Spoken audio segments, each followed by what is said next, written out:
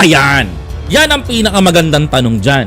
Kung nagawa na ng Kamara na ipasa na sa Senado ang impeachment complaint, mga kababayan ko, at tinanggap ng Senado ang impeachment complaint, so mga kababayan ko, they must obey the rule.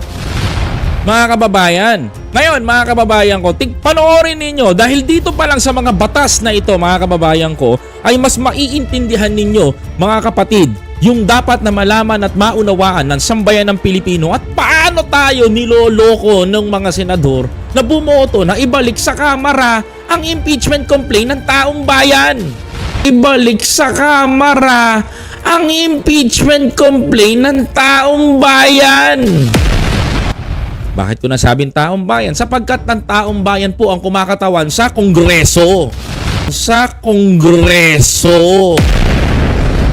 Dahil yung mga representantes po ng bawat distrikto ang siyang bumoto at ang taong bayan ang bumoto para sagutin si Sara Duterte sa kanyang mga aligasyon na hindi masagot-sagot na sino ba si Piatos at saan napunta ang 125 million at yung 612.5 million pesos na confidential fund.